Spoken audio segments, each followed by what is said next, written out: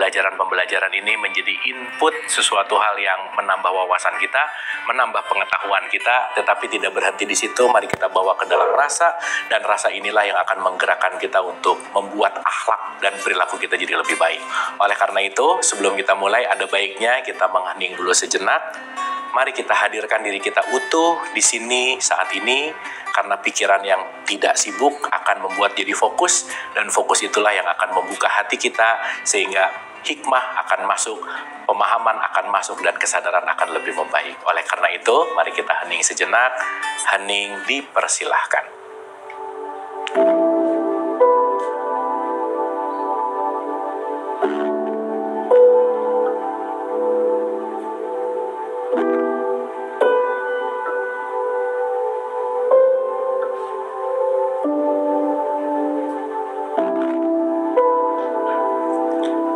Selesai. Terima kasih, mudah-mudahan sudah siap untuk sama-sama belajar lagi. Tidak bosan saya mengingatkan bahwa saya bicara bukan mau menceramahi, bukan mau mengajari, apalagi mentausiahi, bukan berarti lebih benar, paling benar, lebih tahu apalagi, tapi kita sama-sama saling mengisi, kita sama-sama murid yang sedang belajar di sekolah kehidupan ini, yang insya Allah mudah-mudahan saling melengkapi, sehingga kita bisa sama-sama selalu bermanfaat, dan mudah-mudahan program ini, acara ini, episode demi episodenya, membawa kita lebih mengenal diri untuk mengenal kesejatian diri kita. Karena episode kali ini kita akan berbicara tentang terhubung dengan Allah atau sholat. Secara hakikat itu apa sih, bagaimana sih, dan apa yang harus dilakukan.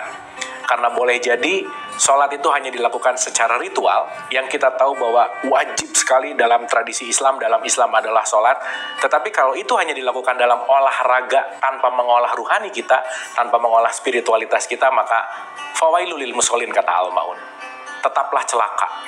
Maka mari kita melihat perspektif sholat ini dari sudut pandang yang lebih luas, lebih dalam, lebih hakikat, di kelas log 10.000 gitu kira-kira. Jadi kita tidak akan membahas di 2+2-nya gitu. Saya rasa untuk rokaat kita semua udah tahu, untuk bacaan kita semua udah tahu, tetapi sekali lagi membunyikan belum tentu memahami, apalagi menyadari.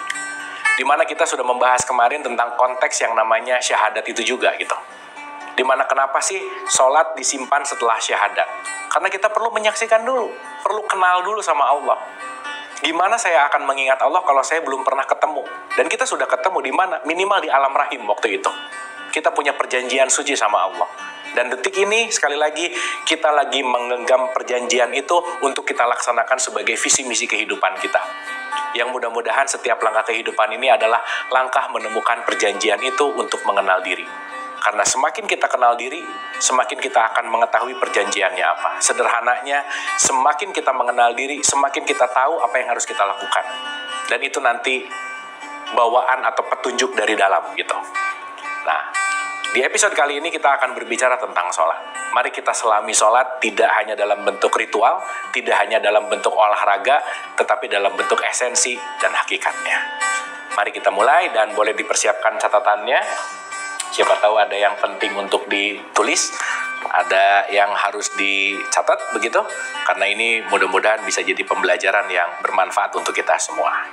Oke, berbicara masalah sholat gitu ya. Kalau kita berbicara tentang sholat, saya rasa dalam tradisi Islam ini sudah sangat familiar sekali mendengar kata-kata yang namanya sholat gitu.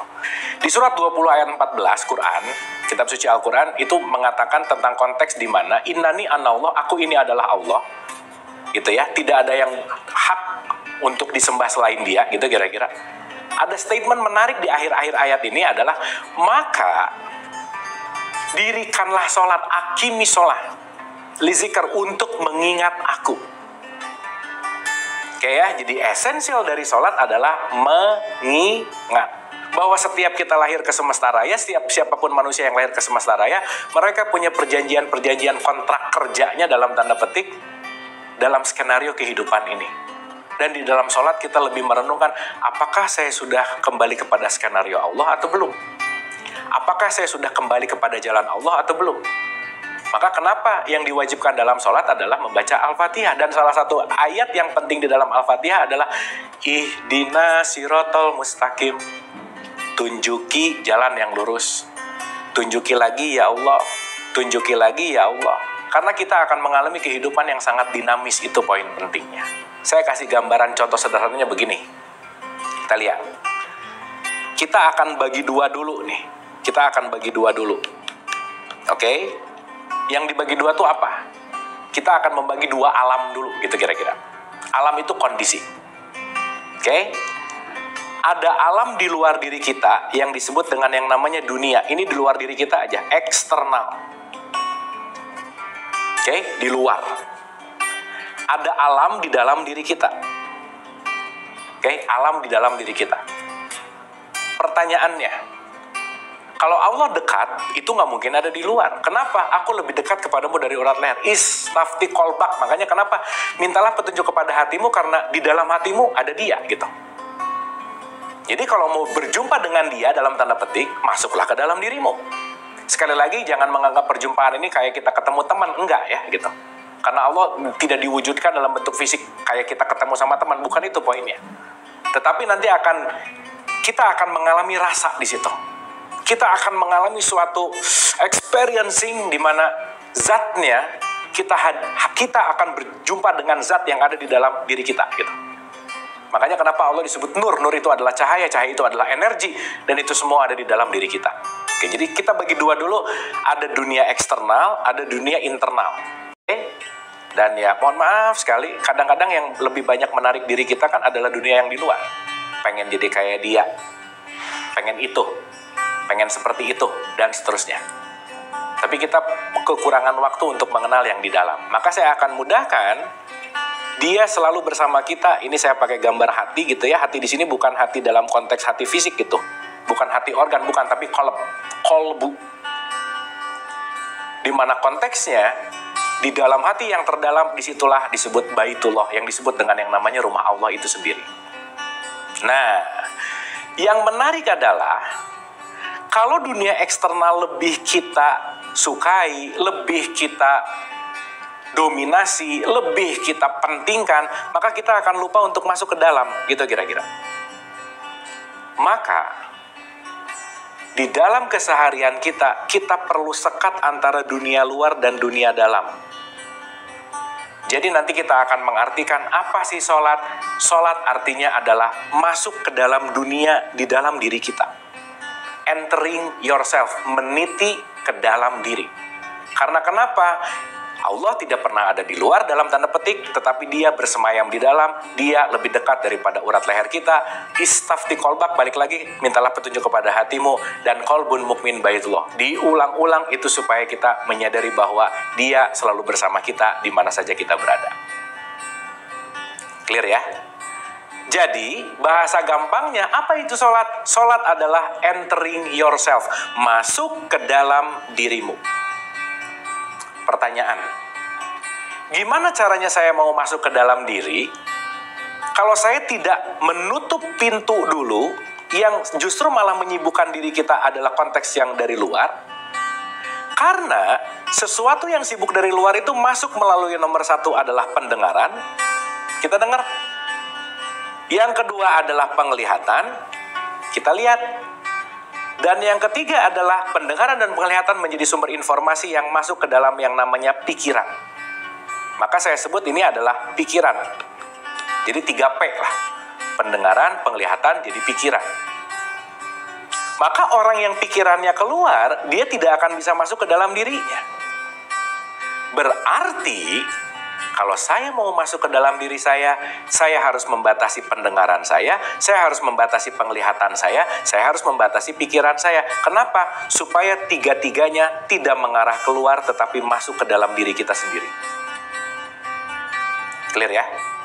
Oleh karena itu, kenapa ritual sholat nanti ada gerakan-gerakan yang berkaitan sama pendengaran, penglihatan, hati, akal, pikiran kita? Kenapa ada Allahu Akbar? Nah, gitu kira-kira.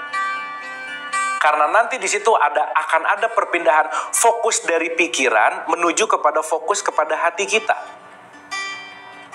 Karena pikiran itu adalah ego, hati nurani itu adalah petunjuk sejati. Allah itu adanya di dalam hati nurani kita. Maka kalau pikiran yang lebih dominan, ego yang akan lebih dominan. Maka kita perlu waktu untuk mengistirahatkan pikiran supaya hati kitanya yang dominan. Itulah fungsi dari sholat. Maka nanti output dari sholat itu bukan masalah gerakannya, Tetapi nanti kalimatnya atau katanya adalah khusyuk. Nanti kita akan ada sesi khusus untuk memahami apa makna khusyuk gitu. Tetapi sederhana, di tahapan ini yang terpenting adalah apa itu sholat? Sholat adalah masuk ke dalam dirimu untuk berjumpa dengan Allah yang ada di dalam diri kita. Karena dia tidak kemana-mana, dia beserta kita di mana saja kita berada. Itu poin pentingnya. Kita udah bahas tentang musuh manusia namanya adalah setan. Setan itu ada di dalam pikiran. Maka pikiran itu maunya loncat ke depan, loncat ke belakang, loncat ke depan, loncat ke belakang. Yang dia sangat sulit banget untuk hadir utuh di sini saat ini. Makanya satu-satunya jalan untuk bisa masuk ke dalam diri kita, untuk bisa masuk ke dalam kolbu kita, membuat pikiran tidak terlalu mendominasi. Berarti, mengecilkan volume eksternal, supaya volume internal kita terdengar lebih clear banget. Berarti kita masuk ke dalam konteks yang namanya kehusyuan. Di mana kehusyuan itu adalah, balik lagi, poin pentingnya adalah bagaimana membuat pikiran kita tidak sibuk. Sehingga ketika pikiran kita tidak sibuk, kita mulai bisa mendengarkan suara hati nurani. Mohon maaf nih ya, hati nurani kita itu teriak setiap detik, tapi karena pikirannya lagi pengen punya ini, pikirannya lagi mencapai ini, menggapai ini, jeritannya tuh nggak kedengeran. Karena volume pikiran itu lebih kencang terdengar, keinginan lebih kencang terdengar daripada suara Tuhan dalam tanda petik di dalam hati kita. Maka nggak ada jalan lain untuk mendengarkan suara hati kecuali masuk. Itulah proses yang disebut dengan yang namanya menghening. Maka Nabi Muhammad mendapatkan petunjuk di tempat hening. Kenapa ada ke Gua Hiro? Semua para nabi dan rasul mendapatkan petunjuk di tempat-tempat yang dalam tanda petik jauh dari keramaian. Kan nggak ada cerita gitu ya, Nabi Muhammad mendapatkan wahyu di pasar. Nggak ada. Kenapa? Karena di pasar pikirannya pasti lagi sibuk. Maka dia perlu ke Gua Hiro. Kenapa? Di dalam keheningan bisa mengheningkan pikiran. Ketika pikiran hening, volume nurani kita, volume hati kolbu kita itu akan terasa dan dalam tanda petik terdengar. Itulah fungsi sholat. Intinya, kalau mau pakai bahasa yang lebih sederhana, sholat itu adalah menjeda diri kita dari kesibukan dunia. That's it. Saya ulang ya. Sholat adalah menjeda kita dari kesibukan-kesibukan dunia. Kenapa? Karena kita perlu jeda untuk bisa mendengarkan suara hati. Karena kita perlu istirahat sejenak dari kesibukan untuk bisa mendengarkan. Konteksnya adalah kolbu kita sendiri, gitu kira-kira. Oke ya. Jadi, yang terpenting dalam sholat itu adalah saya perlu jeda dulu nih dari kesibukan-kesibukan berpikir pekerjaan, mencari, menggapai, meraih. Saya perlu calm down dulu nih. Perlu relax dulu nih. Karena kenapa? Dengan relax saya akan terhubung dengan sang sejati di dalam diri kita. Itu poin pentingnya. Ya? Nah, sekarang kita renungkan nih progressingnya, tahapan-tahapannya. Contoh, kenapa sebelum sholat harus ada wudhu dulu tuh? Oke? Kenapa sebelum sholat harus ada wudhu dulu? Dan menariknya, Quran memberikan informasi, wudhu itu kalau nggak pakai air, ya pakai tanah. Pertanyaan, dan ini sering banget kalau ini jawabannya sangat-sangat basic. Kenapa wudhu? Supaya suci. Ya oke, nggak salah, bagus. Tapi mindsetnya masih banyak yang berpikir wudhu itu kaitannya sama membersihkan tangan, membersihkan mulut. Pertanyaannya, kalau kulit kita ditempelin tanah, kan kulitnya bukan jadi bersih, jadi kotor dong. Sehingga kita mengerti bahwa konteks wudhu itu bukan berbicara pada fisik, tetapi pada jiwa. Maka wudhu itu berkaitan dengan apa? Dengan kesadaran kita.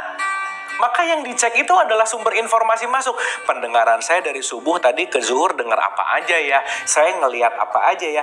Di situ titik di mana kita melakukan yang namanya tafakur. Dan jangan lupa, kita ini makhluk energi.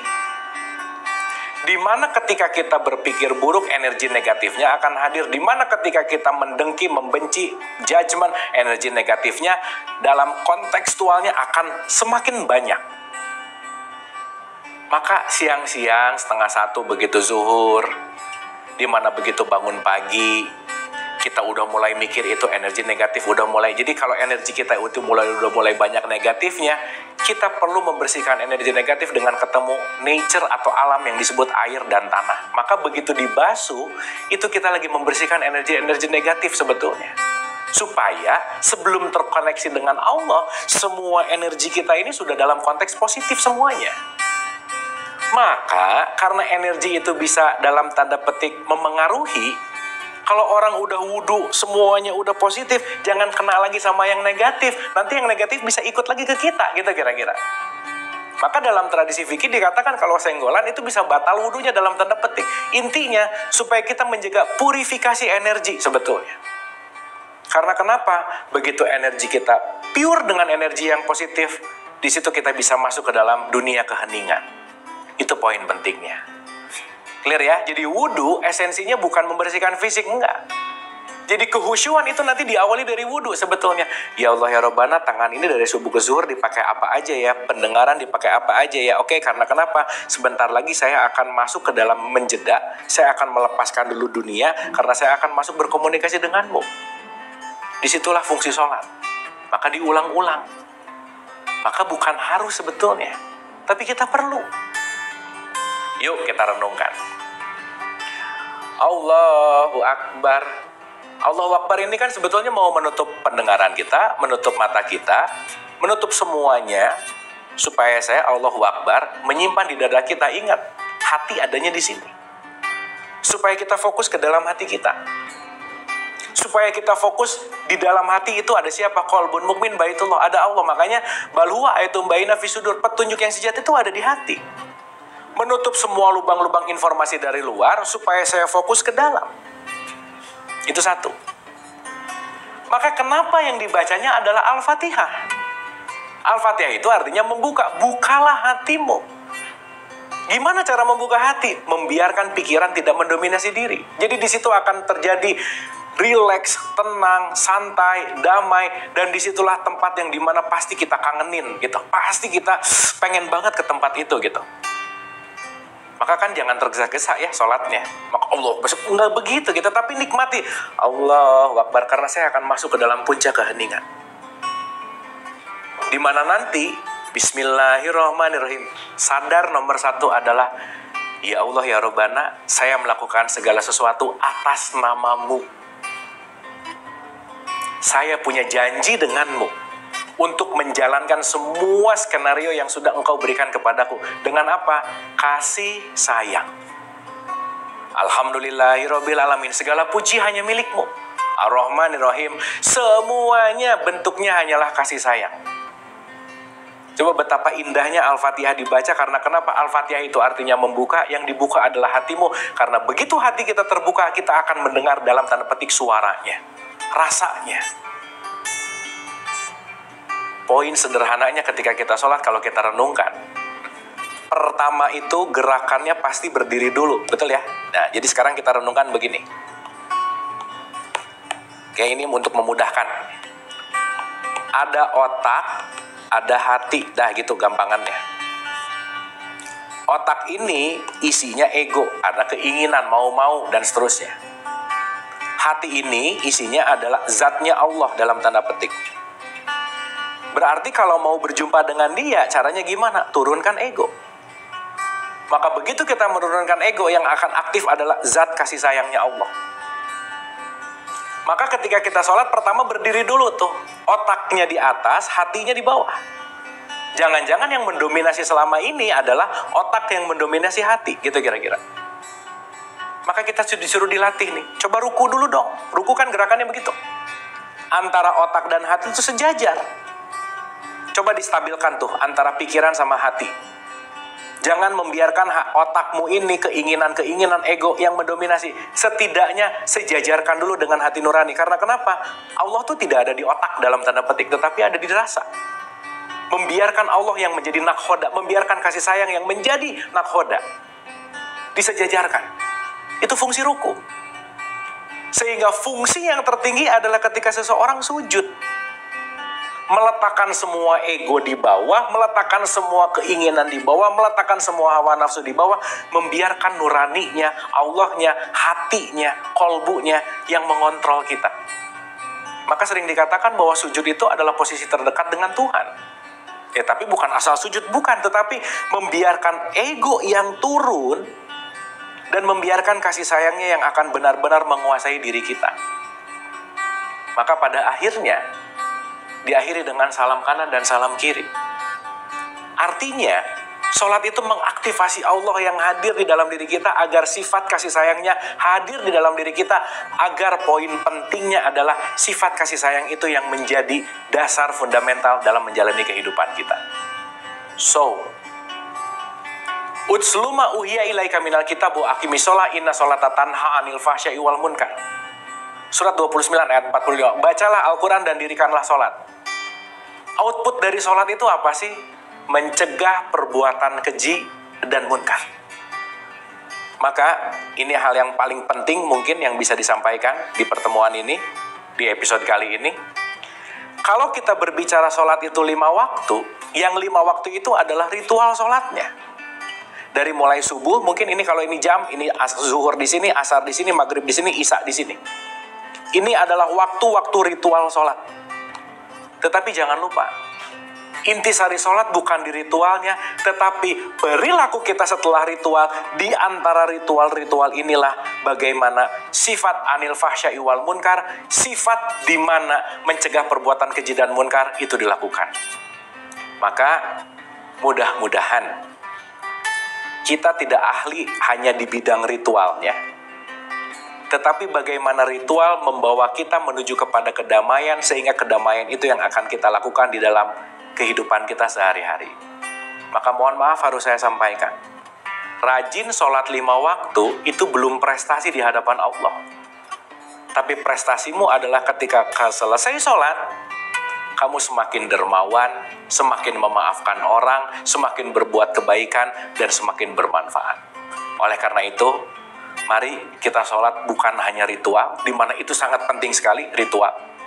Tetapi mari kita jadikan setiap saat adalah sholat, setiap saat adalah terhubung dengan Allah, setiap saat adalah menjadikan kasih sayangnya perilaku kita untuk bermanfaat dan selalu berbuat kebaikan. Selamat sholat, terima kasih, mohon maaf lahir dan batin.